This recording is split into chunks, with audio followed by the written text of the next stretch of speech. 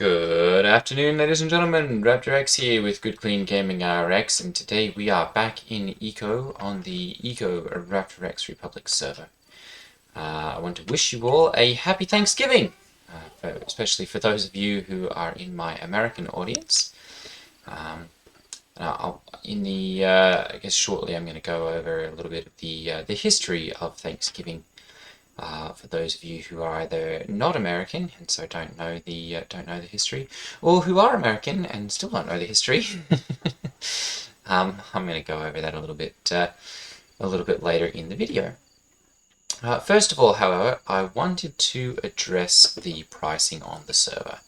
There we go. Hello, Eric.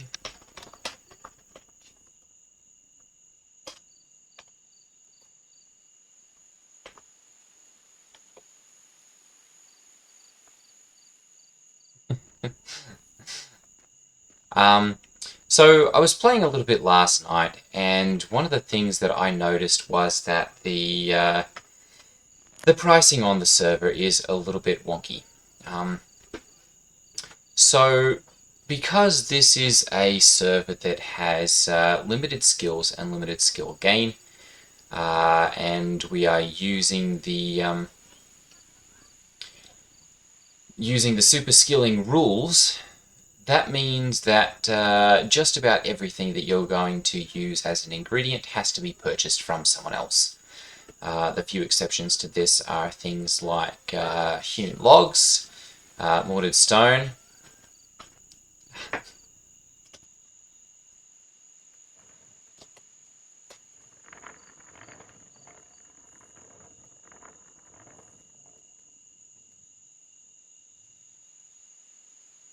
They have a Thanksgiving in Canada too. Anyhow, I guess it's kind of a celebration that's in a lot of different places around the world. Yeah, we'll go over the American one here in a little bit. So basically what this means is that unless you can harvest the raw resource directly from the ground or make it in, like the workbench like this, so you can make boards, hewn logs, mortared stone, that kind of thing, you have to buy this from someone else. And so, because of that, it helps if we price things appropriately. So the general rule of thumb that I follow is that if I'm going to purchase something, in this case, if I'm going to make something, I guess this is the way that I generally do my pricing. Is I take a look at the average on the server. So for instance, I need to buy crushed sandstone and mortar, or crushed rock, I guess, and mortar for making my stone roads. So I go through and I look at the crushed sandstone that is available on the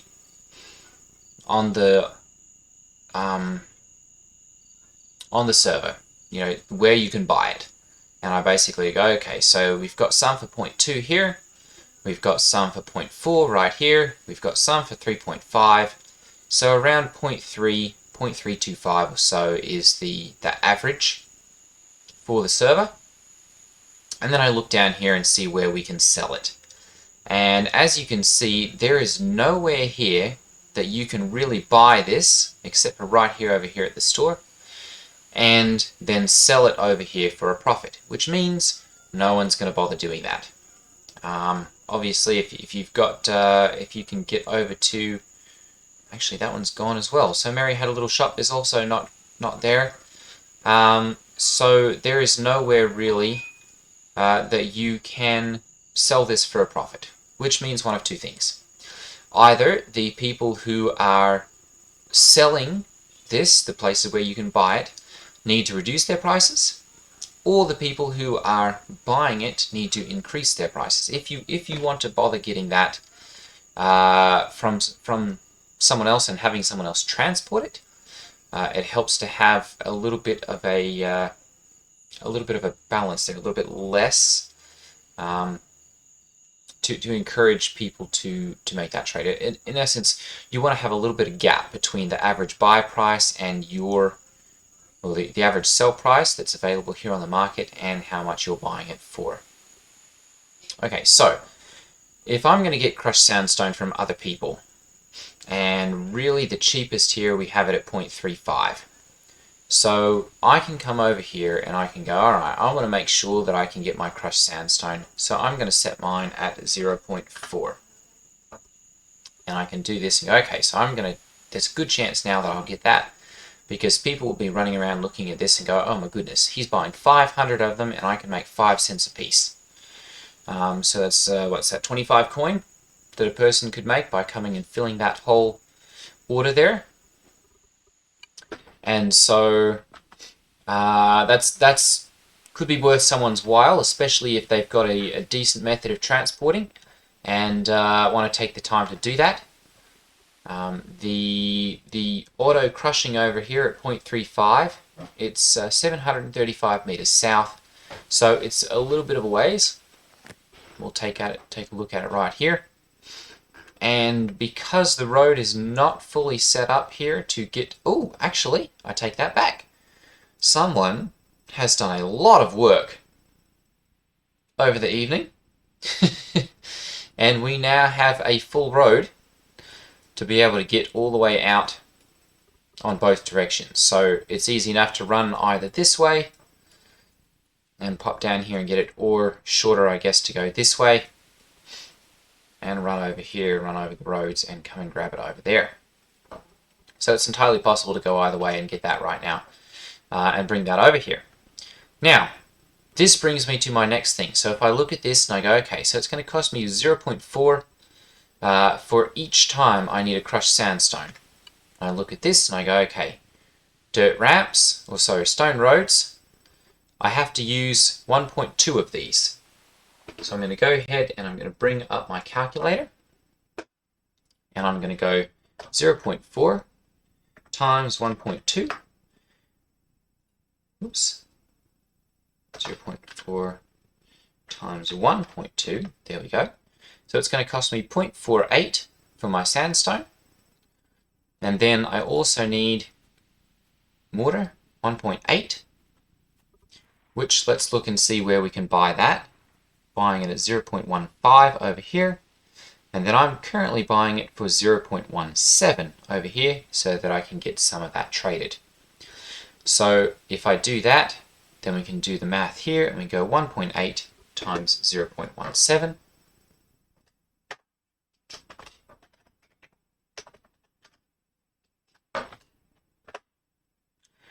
And we'll find that my total cost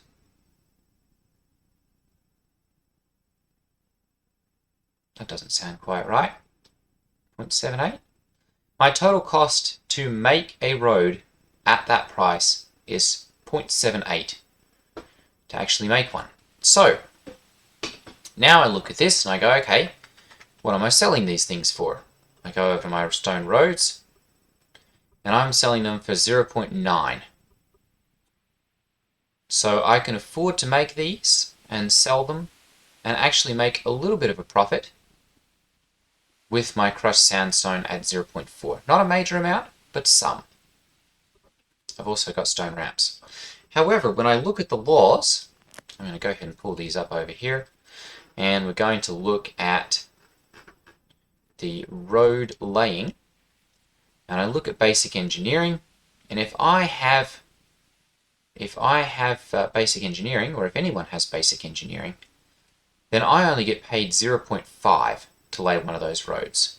So at that point, I'm losing money every time I make one of these and lay it myself.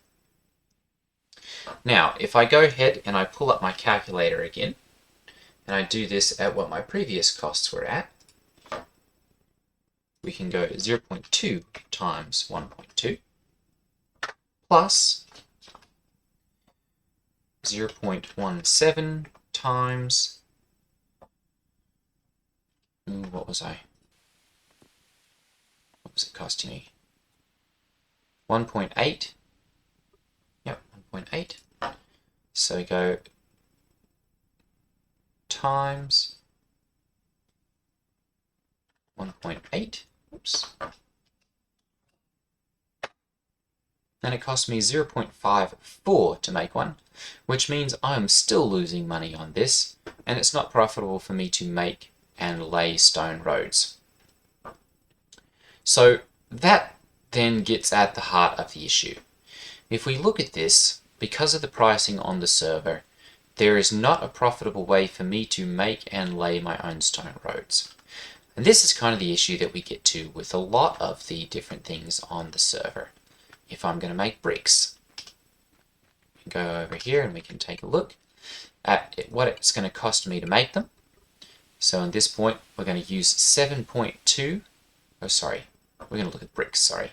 So it's going to cost me 0.6 clay to make one, and also 2.4 mortar. So we'll pull up our calculator again.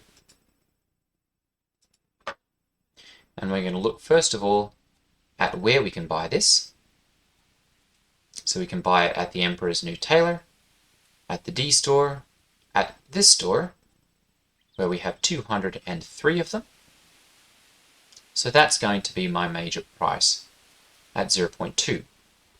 So I'm going to pull up my calculator again, and I'm going to go 0.2 times 0.6 plus 0.17 times, and I'm going to get how much I'm using here, 2.4. 2.4.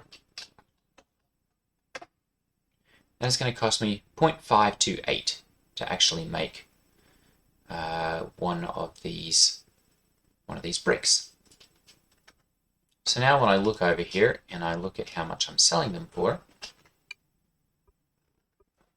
I'm selling them for 1.5. So at this point I can make a decent amount of these and make a decent amount of money. However, as we start to get into the rest of the market, there is a lot of instances where a person is buying them for less than the market price or selling them for more than another person is willing to buy them for, which means there's not much money to be made in transporting, or, as is more often the case, you're going to be losing money. If you buy something at, for instance, one of these other stores, Auto Crushing for instance, and you buy those and you bring them over here and you sell them, and I would be losing money laying my own roads, and you would be losing money if I was to set this at 0.2. So there kind of needs to be a readjustment of prices. The general rule being, if you want to have something brought to you, you need to make your buy price higher than at least the lowest buy price that there is on the server, or greater than the average. So in this point, you've got 1900 of these at 0.035, which means you have to be better than that, higher than that price, for someone to bother, driving all the way over there, loading up and bringing them over and selling them to you. And so that's kind of how the economy works, and in my opinion, why the economy is kind of stagnating. Nothing's being made because you can't buy anything and actually make it and sell it for a profit. So a little bit of readjustment on that would make a tremendous difference and would get us back up and running again. Okay, so I'm going to go ahead and I'm going to make a whole other load of bricks here. I've got 41 of these clay, so I'm going to go ahead and make about 75. Oops, that's going to be a few too many. There we go, 68 of these, as that's something that I can make and actually make a profit on it. And I'm going to go ahead and I'm going to look at my stone roads here, and I'm going to change the price here, and I'm going to go 1, so that I can actually make a little bit of money on each of those. And 1.2, let me look at what I'm making the stone wraps for. The stone wrap requires 1.8 and 3.6. So I'm barely breaking even on those. Well, yeah, just barely breaking even on those. At, actually, what's my sell price? 1.2, yes. So I'm barely breaking even on those. Like just. just barely. I'm going to increase the price on those just a little bit. We'll go 1.4. Okay. So, on to happier things. The origin of Thanksgiving here in the US. So, we're going to take history all the way back to 1619, 1620, right around that area, when the what we now know them as the Pilgrims were living in England. At that time, they were undergoing a significant amount of religious persecution. They wanted to worship God in their own way, and the King of England was not having that.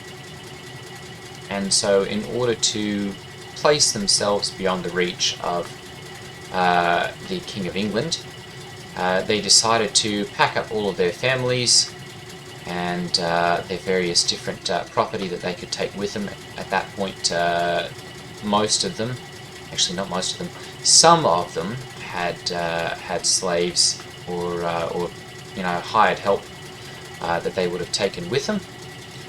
And they decided to pack them all up, and originally they went off to, I think it was Holland, and they stayed there for a couple of years, but then things kind of reached the point where they were getting so used to the culture in Holland that they were starting to lose their identities as Englishmen, and so they ultimately made the decision to sail across the ocean. Which was quite a perilous undertaking at that time. Right now we can get in an airplane and fly across the ocean and it's no big deal. But back then, a voyage across the ocean took several months, and there was a very good chance that you might not survive the voyage. It took a couple months if you made it there at all. And so this was kind of, it was kind of a big deal. And so they loaded up all their belongings they could afford to take, their wives and families and servants, and set off across the ocean, and ended up actually a far distance north of where they had intended to actually make landfall. And so they had to make the decision to then sail south down the coast and find where they were originally going to land, or where they were going to, whether they were just going to settle right where they were at. They ended up coming to the conclusion that it would be better to sail south and find where they had originally intended to settle. Actually, they never actually made it all the way down there, but decided that they had found a good place to settle at a little town which we know as Plymouth. There was no town at that point. It was just it was really just a rock. There was not really anything there, but it had good features, and so they decided to disembark and do their best to set up an area where they could actually overwinter. Because of the fact that it took a little while to actually get everything set up, a large number of them actually stayed in the ship that they had sailed all the way across the ocean with. It took them 66 days to get all the way across, and by the time spring rolled around, over half of the people who had sailed across the ocean had died. So they made it all the way across these 66 days, and made it across, and then couldn't get out of the boat and get everything set up and established, so they had to stay in the boat. Half of them die. Really very, very a bleak outlook. And so spring rolls around, and they're able to make it out of the ship.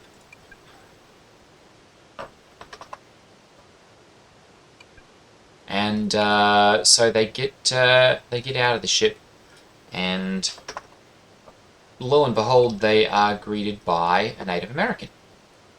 And they're actually greeted by a Native American who can speak English, no less. And so the Native American kind of makes friends with them, and they bring out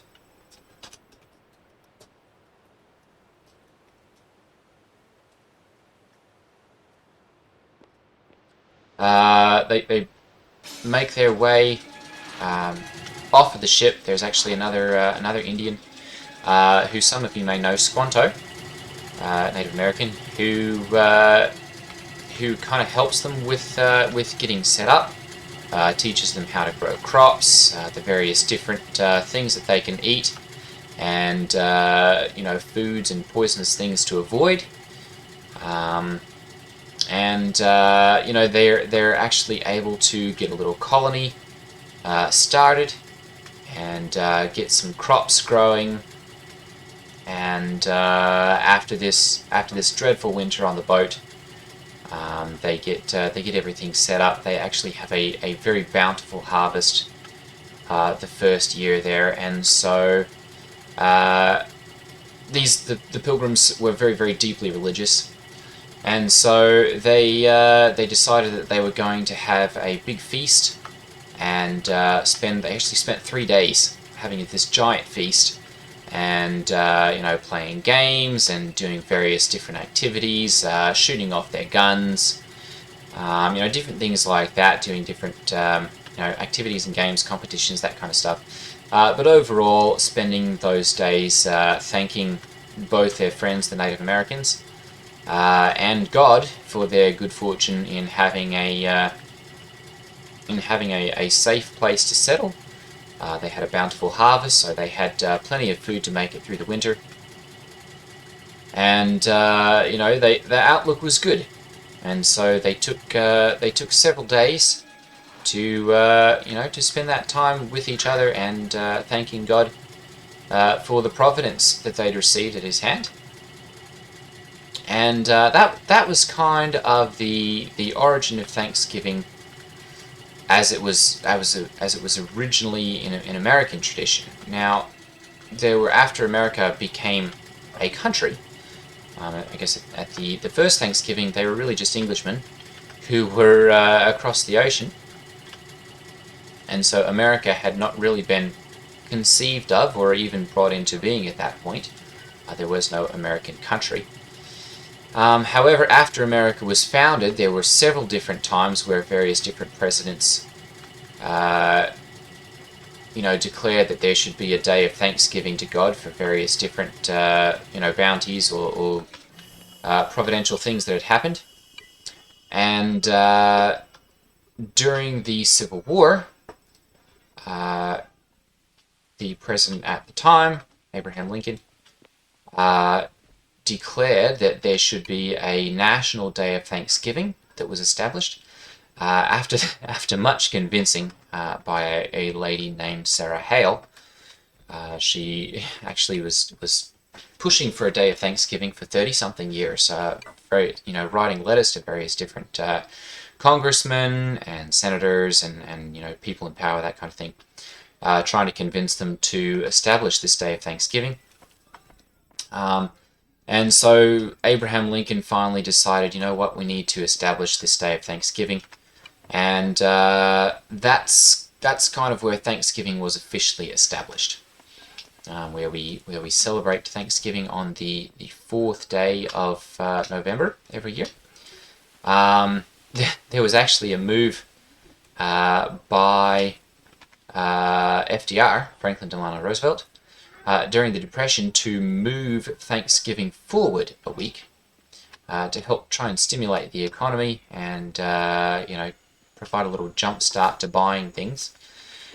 And that kind of failed epically. No one was very happy about that, and so it was kind of moved back to the 4th day of November, and that's now when we celebrate it every 4th Thursday in November. We kind of have this day of it's kind of morphed a little bit since the original founding of it, but a day of Thanksgiving, and lots of eating.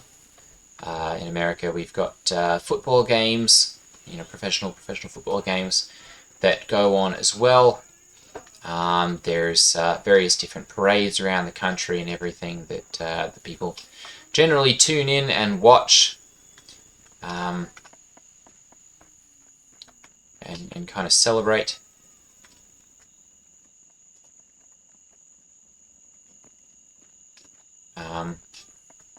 But yeah, Thanksgiving was originally intended to be a day of thanking God and being thankful for all of the different blessings that we have.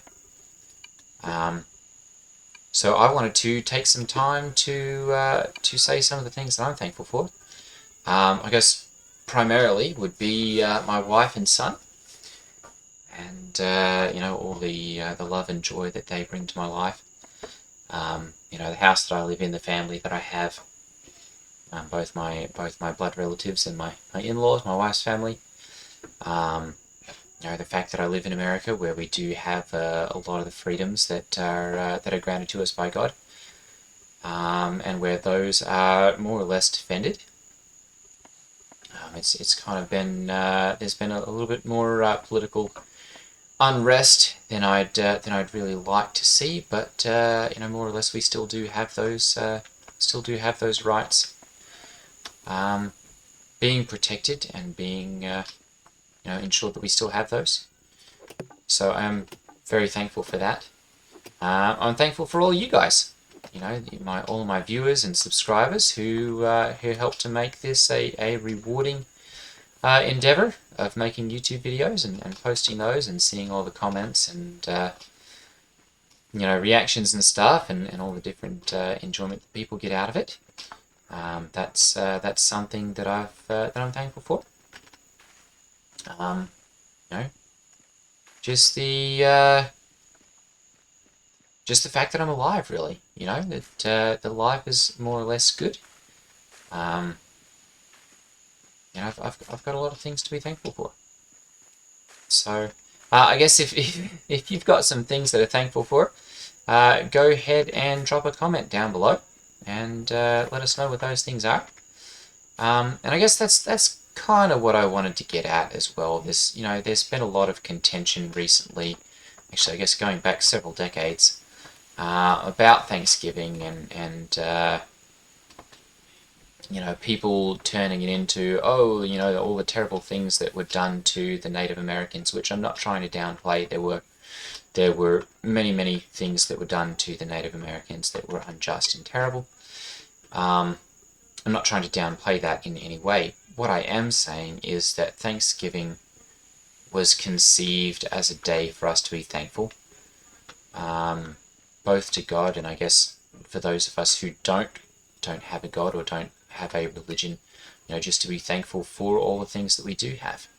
And so I kind of feel like when people make a big deal out of it and turn it into something that is other than that day of Thanksgiving, it kind of does something to to our hearts and to our thankfulness.